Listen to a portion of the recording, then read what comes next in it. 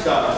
E aí o reflexo para a UFPE é que é o segundo maior nicho de pesquisa aqui, é a área de política pública. E mesmo assim, é a metade, menos da metade de estudo de identidade.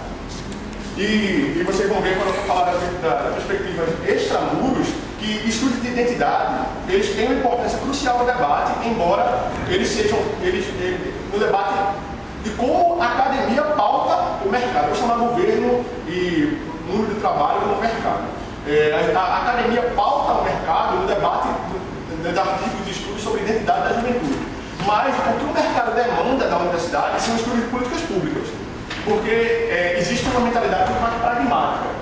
Eu não quero saber o conceito de juventude, eu sei que é 15 a 29 anos e fim de papo.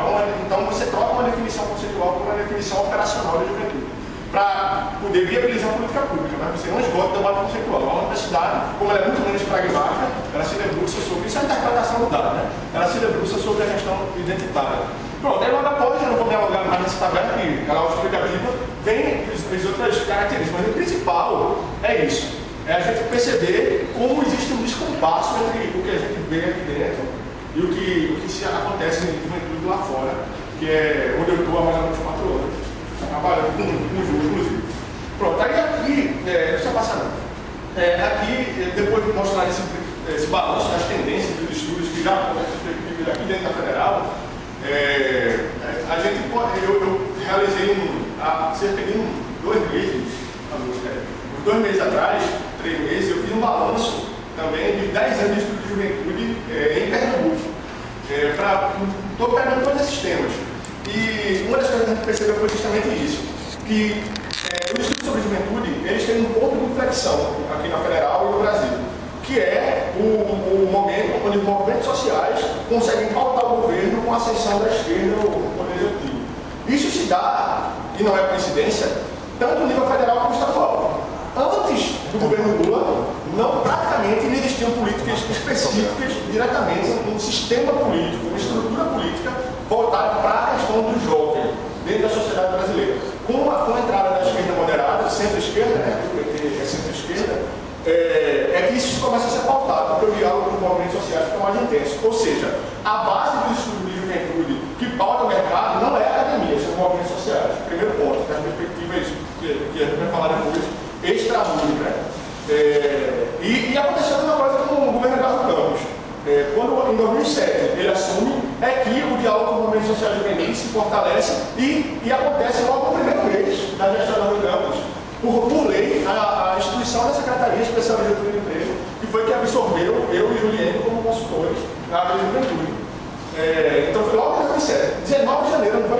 19 de janeiro de 2007, Secretaria Especial ligada diretamente ao governo, como parte do plano estratégico de prioridades do governo do Estado. Ou seja, o tema juventude, em termos de política pública, ele está intrinsecamente relacionado com o funcionamento político da esquerda moderada e da esquerda da maneira geral.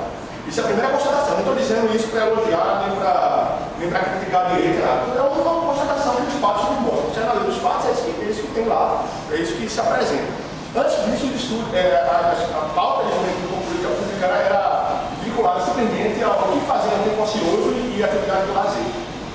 Não era como a gente entende hoje, políticas públicas de garantia de direitos, de incentivo ao protagonismo, enfim.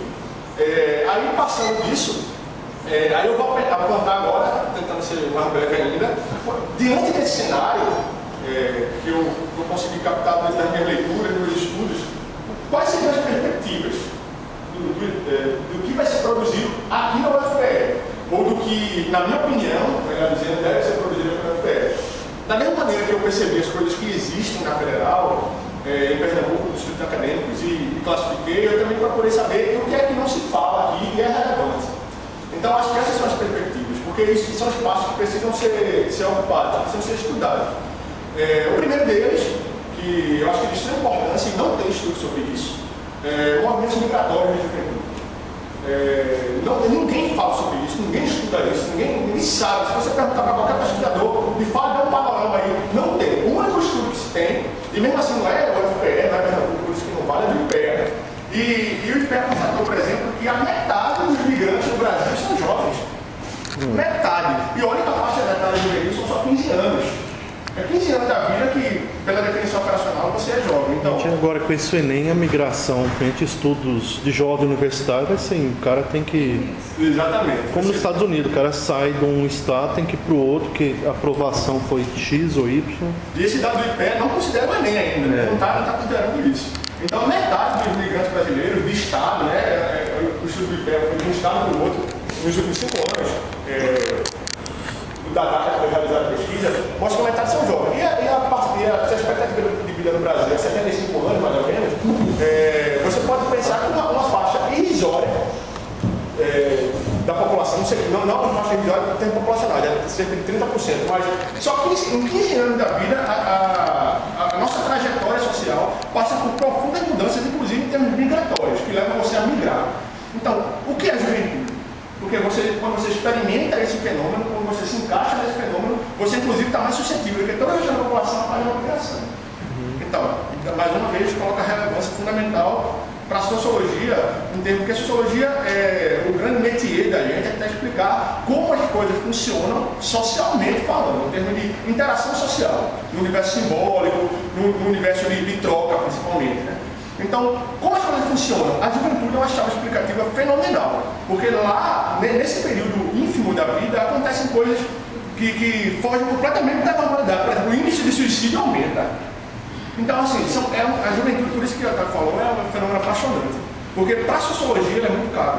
E a mudança também, a questão da mudança social, que é um tema muito caro a ciências sociais. Exatamente. Pronto, então, aí eu vou pautar outro ponto aqui, que eu acho que a perspectiva intramuros também não tem, que lembra muito o fenômeno migratório, mas não é, porque a migração considerada no IPE é você se mudar mesmo, você muda a sua residência. Aí, mas também tem outra coisa, que é extremamente relevante, que ninguém fala sobre isso.